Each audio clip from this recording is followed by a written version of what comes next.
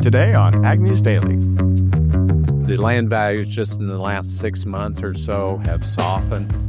6 to 9 months, I should say, have softened somewhat, from the tops. Why don't you ever say that? Welcome back to the weekly edition of the Ag News Daily Show. How's that, Tanner? That was great. It took a lot of weight off of my shoulders. And especially because I'm at that old man stage of, I just feel like you're more sore the colder it gets outside. It's been cold this week, but we're starting to see temperatures warm up, so I'm certainly excited for that. I think it's short-lived, but if you're just like me and you don't enjoy those colder temperatures that we've been experiencing, we do have a couple of days here, especially in the Northwest, where we'll get a little bit warmer. However, we do see a system bringing snow, or at least a mix of rain and snow, coming into the area this weekend, and a blast of extreme cold stretching into next week. This cold snap is expected to sustain lake effect snow for several days. But looking ahead into the 6 to 10 day forecast, we're predicting near or below normal temperatures across the nation, with the exception of warmer than normal conditions along the Canadian border. So those that are cold will be warmer than normal, and those that are supposed to be warm, colder than normal. The Corn Belt will see a high-pressure system over the middle Mississippi Valley, which is keeping temperatures bitterly cold. Fortunately, snow cover in the coldest parts of the Midwest is helping insulate our winter wheat crops. And providing some much-needed moisture for sure. That's right. Tanner, we got to kick things off here, though, with news with the big headline this week of 45Z tax credit guidance. USDA announced this week the publication of an interim rule on technical guidelines for the climate-smart agriculture crops used as biofuel feedstocks, otherwise known as the CSA rule. This rule establishes guidelines for quantifying, reporting, and verifying greenhouse gas emissions associated with the production of biofuel feedstock crops in the U.S., and it specifically applies to soy, corn, and sorghum, and outlines climate-smart practices aimed at reducing these emissions to sequester carbon. These practices have included reduced tillage, no-till, cover cropping, and nutrient management techniques that a lot of farmers are already doing. We did see the interim rule also allows for the adoption of CSA practices both individually and in combination.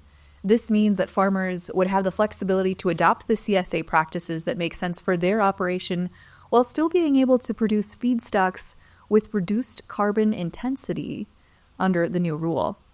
The USDA's technical guidelines are expected to inform next the IRS, because ultimately the IRS has final say over how these tax credits are rolled out underneath the GREET model. A couple of other things we saw this week, Tanner, in a press conference from Continuum Ag, CEO Mitchell Hora commented on the recent USDA announcement, stating that while it brings fairly good news for crop producers overall, it falls short regarding manure management, which is less favorable for the animal agriculture sector. However, he did emphasize that the public comment period still presents numerous opportunities, and he urged farmers to complete their nutrient management plans and maintain thorough data and records, highlighting the importance of these practices for capitalizing on these emerging market opportunities. I know the other big question mark was we still haven't seen, or we might have just seen, the feedstocks calculator dropped as well. Mm-hmm. Agriculture Secretary Vilsack noted on his last press call that these standards could help producers earn a premium for lower carbon intensity fuels if leveraged. And to support the implementation of these guidelines, the USDA is releasing a beta version of their carbon intensity calculator. A couple other things we saw, Tanner, on these is of note, biofuel facilities have to be connected into a pipeline to be eligible to participate, meaning growers may have a score, they may haul to a facility, but unless that facility is connected to a pipeline, they may not be able to get incentives. And as we know, the IRS still has final sign-off on this, with no clear guidelines or timeline for when the IRS is going to share their final recommendations on how this actually gets rolled out from a tax credit or tax incentive perspective.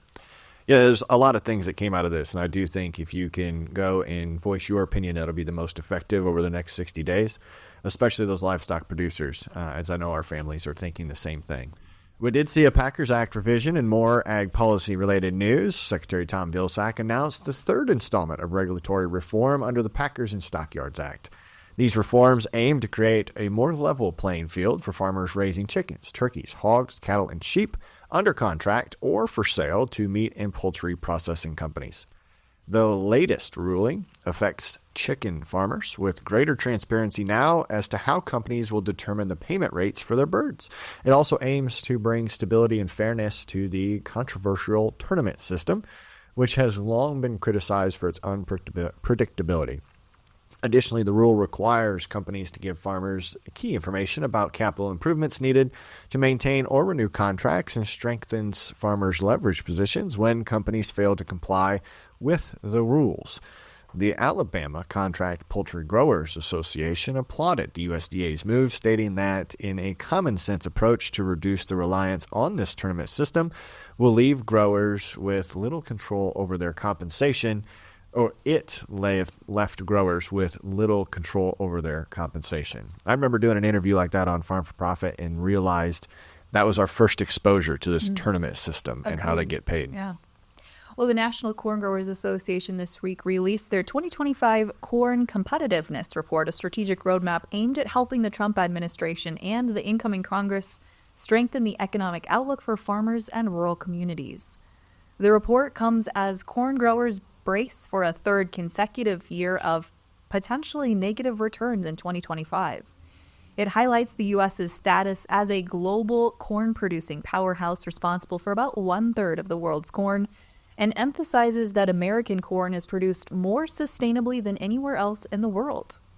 The report outlines several strategies to enhance U.S. competitiveness, including expanding global market access for U.S. corn, increasing the use of corn in ethanol production, and bolstering farm risk management programs. Specific recommendations include developing a new foreign market, enacting legislation to boost consumer access to higher ethanol blends, and extending a state tax exemption for farmers. And I know we're going to talk a little bit more later on about maybe how this is going to play out in 2025. A lot coming in 2025. We did see the autonomous harvester market size expected to record a 12% annual growth rate from 2024 to 2032. So 25 is going to kick that off. This growth is driven by a wave of new product launches, the integration of advanced technologies into farm management systems. Companies are rolling out autonomous harvesting solutions equipped with cutting-edge sensors, machine learning, and real-time data analytics.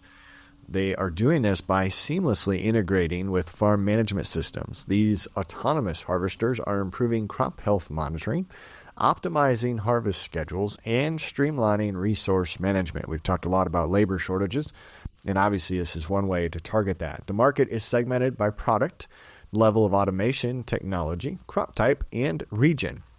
Significant growth is expected in the remote-controlled automation segment, fueled by the rising demand for versatile harvesters across various crops, especially fruit and vegetables. That's the anticipated segment that will generate the most substantial revenue through 2035. So we'll see a lot more coming there. Well, Tanner, is Ukraine still relevant in the world corn and wheat markets? Well, Joanna Calusi with the University of Illinois Farm Doc team shares some of those numbers over the past few years from the war. Calusi reports that Ukraine's economy has been severely impacted by the ongoing war with Russia, no surprise there, but the GDP is still 22% below 2021 levels. Even if the war ended today, she estimates it could take up to 5 years for their economy to recover to pre-war levels. Now, the impact on corn and wheat production has varied over the past few years. While the number of corn acres harvested has declined, the effect is less severe compared to wheat. Corn is grown widely across Ukraine, including its central and northern regions, while wheat production is concentrated in areas closer to the conflict zones in the east and south. These regions have been hit harder, significantly affecting their wheat production. Before the war, Ukraine accounted for about 30% of the global corn market export shares. This year, that share is expected to be just 24%. Its share of global wheat has seen a smaller decline, dropping by just 1 percentage point to 15%. Despite the challenges of damaged infrastructure, lost farmland, and reduced production, Ukraine has made strides in improving and securing its export logistics, particularly targeting Western Europe as the path to get that grain out But just an interesting update there as we maybe don't see quite as much Russia-Ukraine war in the news as we look to other subjects. Yeah, and that might be good for the short term. We have seen the hearings for President-elect Trump's cabinet nominees continued this week. Senior Senator pressed Donald Trump's pick to head the EPA, Lee Zeldin, ahead of the confirmation hearing on Zeldin's ethanol votes during his time in Congress.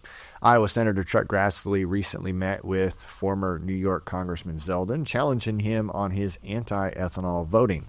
Grassley said he was very forthright in saying when he voted against ethanol that he was a freshman congressman and didn't fully understand the issue. Grassley also notes that he had enough contact with Trump to know that Trump is pro-ethanol. So good news there for our producers. Meanwhile, other cabinet picks are drawing attention. That one specifically is Robert F. Kennedy Jr.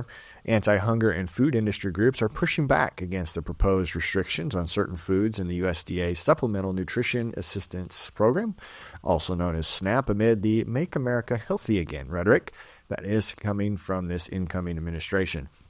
It's one of Robert F. Kennedy Jr.'s first moves to tie President-elect Donald Trump to the Maha movement, as far as what he's laid out in his policy ideas to improve the health outcomes in his op-ed. The idea is to restrict SNAP participants from purchasing soda, heavily processed foods. However, the future of these SNAP restrictions remain uncertain, as many Republicans are not in favor. We also saw President-elect Trump will be inaugurated on Monday, January 20th. We'll keep you updated on the latest developments as it relates to ag policy. Well, we did see a couple other last-minute confirmations come through. Richard Fordyce, who's a well-known name to the community as well.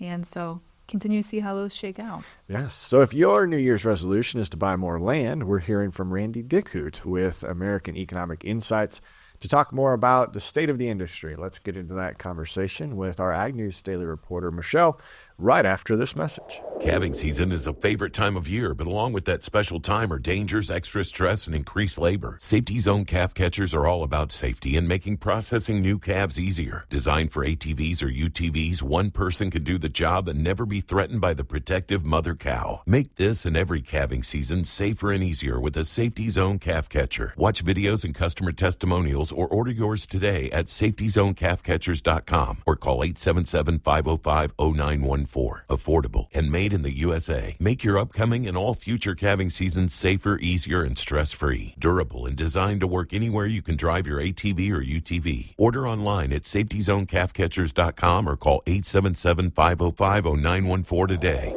There's a lot happening with farmland values, especially these next few months. To talk more about it is Randy Dickhutt. Thank you for joining us. He's with Agriculture Economic Insights. Tell me first about what does your role look like? My role is I spend some time looking at what farmland market in general is doing and kind of the trends, and I support what David and Brent are doing with their providing data and insights into the ag economy. So today, tell me, what does the farmland value market look like? It's very interesting. It has been for a number of years. We've come off of kind of some historic highs that we've reached the previous couple of years on farmland values, and a lot of that's come from the supply and demand. A little less supply for sale and a good demand from farmers who had good incomes for several years, and they wanted to invest in a farm because a farm only comes up for sale once every 3 or 4 generations. So they would jump at it and do that. So good incomes and low interest rates all went into supporting land values until this past year or so when the farm incomes, commodity prices down, farm income's not as good, interest rates going up, inflation's changing, and so the uncertainty. So the land values just in the last 6 months or so have softened. 6 to 9 months, I should say, have softened somewhat, from the tops. So is now a good time to buy is the big question. I probably shouldn't advise anything on that. I think we have it's kind of a time of what I call a if, then, but on the farmland market. If we see these commodity prices, stay low, farm incomes stay low, farmers are losing their liquidity, And as that declines, they become less aggressive buying farmland, so they won't bid it up as much. So it could go down some more. That will happen. But there's a lot of uncertainty out there. Are interest rates going to stay elevated? Are commodity prices going up? Are we going to have ad hoc payments? They've been talked about that will come sooner than later and pump a good amount of cash into farmers and landowners' hands. All of that would help support land prices where they are, I think. But if that doesn't happen, or in other uncertainties, we have tariffs and some things, it hurts the farm economy, then there'll be some more pressure on farmland. So I would wait to see how things go for a while, a number of months, a year. I don't think anything will go wild, but might be some more pressure on it yet. I mean, are you saying this every year or let's wait 6 months? No. A few years, when land prices went up, if somebody was thinking about selling, it was a good time to sell, sell on the highs and stuff. Anytime they retreat a little bit, it's good time to buy. They may not move a lot, and they may move a little bit more. So the issue becomes is, if you're wanting a good farm, a good cropland farm, a good ranch or something, they don't get sold very often.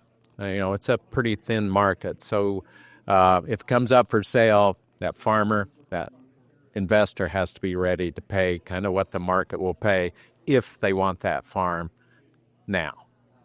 Do you have any idea of how many sales are done via actually putting a sign out saying it's for sale, via, hey, this is my neighbor, let's offer it to him first? Do you have any idea of how much that happens? Yeah.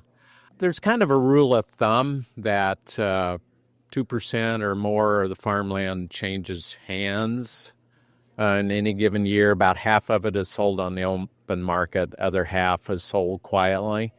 I think that we've kind of done some research on it. That's what it looks like, roughly. Depends on the year and the economy and stuff. But there's a fair amount that, landowners sell it to their tenant, or landowner sells it to the family member or to a neighbor, or the farmer finds an investor to buy that farm that they're renting. And that owner's going to sell, so they get an investor to buy it so they can still farm it. So quite a bit of that goes on, and depends on, the timing of it. Are you watching more closely about foreign land ownership and some of that investor today when compared to, let's say, 5 years ago? It's definitely on a lot of people's minds. Of course, different state legislation, different views of it. There was quite some variability between states that allow corporate and foreign ownership, and those that restrict portions of it, and those that are really targeting it now because it has come to people's minds. And I think, top of that is usually the 4 countries or so, the China, North Korea, Russia, and Iran, or somebody that they're targeting, that they're really concerned about those. And, of course, China is the top of that list. If you look at the statistics, like China owns very little farmland. And a lot of times that land is not farmland, it's timberland or something like that are owned by, or that's owned by foreign individuals or companies. And so it's, I don't know how big a issue it is, but it's sure on the top of the mind of people. Now, you mentioned earlier the if so, the buts, especially in these next few months. What do you think will happen with the farmland values? I think, we're coming off of a good harvest. That always lends a little more optimism into the farmer buyer. I think there's still aggressive bidding for some farms and that, so that'll hold up the prices. I don't think we'll see a lot of change from this point because some of the expected actions probably are positive to real property owners. Whether it's capital gains taxes will remain, tax rates, stepped up basis. So that all supports it, and farmers have some support and hopefully some, ad hoc support money sooner than later. So I think that'll all lend some keeping farmland from dropping a lot, unless that's the but part, unless something else happens in the world that shakes it up. Do you expect anything, different come middle of January, come springtime with a new president here in the United States? I think some of those things will act pretty quickly, and again, that'll stabilize the farm economy for especially crop producers. Livestock's faring better. So I think that all lends into supporting land values. But it depends on also what interest rates, tariffs, inflation. If those things go the wrong way, that can either put pressure on real property assets or such in farmland. Or if it goes good for the market, we'll say, that could help support it again and stabilize the prices. So we're talking a lot about land values, but let's just quickly touch on rents. How has that changed in this past year? I think different. You're kind of watching this next year. Well, cash rents are usually a little slower to go up than, we'll say, the farm income, farm economy, which makes sense, a little slower to come down. Sometimes it's because there's multi-year leasing arrangements, so the rent's locked in. We're seeing more of the cash rents going to that flexible style, where there's a base, and so it fluctuates up and down with the, or mainly up with the, if it's a better income year for the tenant. I think rents, what I read or hear is they may be down nothing, depending on the level of the rent. They may be down 5 to 10%, but I don't think there'll be anything more drastic than that. Even though the, farm economy and the budgets look a lot tighter for that tenant, that producer, but they're slower to come down. Are there some states that you're watching more in general about farmland values that you think is of interest for our farmer listeners? Heart of the Corn Belt, the 3 I states, Iowa, Indiana, and Illinois. Iowa's kind of leader of the, both run-ups earlier in the 2000s and this most recent run-up in land values to lead things going up.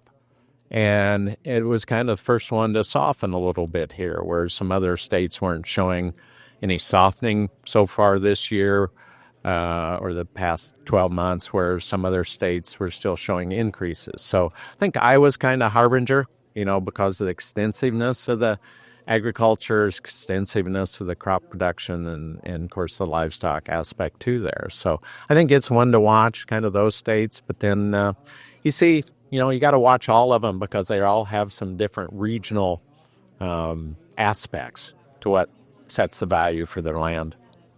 Well, thank you so much for joining us here. Is there anything else that you would like to add? Well, I think it's an interesting year, and I think, if certain things happen, then typically you expect the land market or the farm economy, but there's a lot of uncertainty and wild cards that I think over the next 6 months, a lot of that will get settled and we'll have a clearer direction. This week, Josh Linville of StoneX shared an update on fertilizer markets, noting that nitrogen prices have been climbing sharply to start off the year. Linville explained that this surge is largely due to the ongoing absence of China in the export market. The 2024 likely ending 5 million tons short of export expectations. He also pointed out issues in Iran, where nitrogen production is offline due to natural gas shortages, removing another 10% of global supply. In Europe, nitrogen manufacturers are operating just at 75% of capacity, which Linville warns that conditions could worsen. Concerns are also rising in the U.S. over potential tariff threats from the Trump administration. Linville noted also that the relationship between Trump and Putin may be more favorable compared to the Biden administration's stance. The market for the TA, or triple superphosphate, is particularly tight with reduced production and rising demand driven by higher corn acreage estimates. This, combined with a potential disruption in key import flows, is adding strain on this market. Looking at phosphate, Linville pointed out that Chinese exports again remain sluggish, and India has started 2025 with low stockpiles, leaving the world's largest importer in a vulnerable position.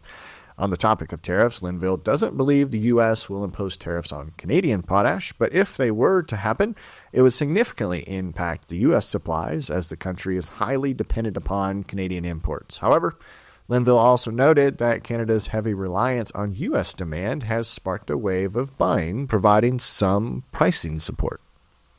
Well, Tanner, looking at some other market conditions, we of course saw a really favorable WASDE report last Friday, where we saw USDA lower both corn and soybean yields. Corn was lowered by nearly 4 bushels for the 24 growing season and soybeans by 1 bushel per acre. We also saw the global stocks-to-use ratio, excluding China, is now the lowest since the 1995-96 crop season at 9.5%, and the funds are holding their largest long position since November of 2022. That's about 804 days. Some other positive news here was CONAB dropped their production reports for both corn and soybeans in Brazil, just ever so slightly, not huge drops there. But all in all, we're starting to see some short-term pickups here in the markets, and that certainly has a little bit more farmer sentiment toward the positive side as we head into this next growing season. Absolutely. You didn't have any headlines in here about TikTok being banned. You can report on that one. Well, we still don't really know, right? It seems like things are being delayed. But if you are following us on TikTok, don't worry. We're also on Instagram and Facebook and LinkedIn and X. And you can watch us on YouTube. So appreciate you finding us there. But if you are a friend of ours, make sure you go to all of our platforms. Take in our fun content. Is it fun? Can we say fun? Yeah. We make news fun? Yeah. We try to That's make to be our tagline. We news make fun. news fun. I make news fun. Yes. But no, we appreciate you and everybody as a listener. Thanks for tuning in. But what do you say, Delaney? Is it time to let the listeners go? Let's let them go.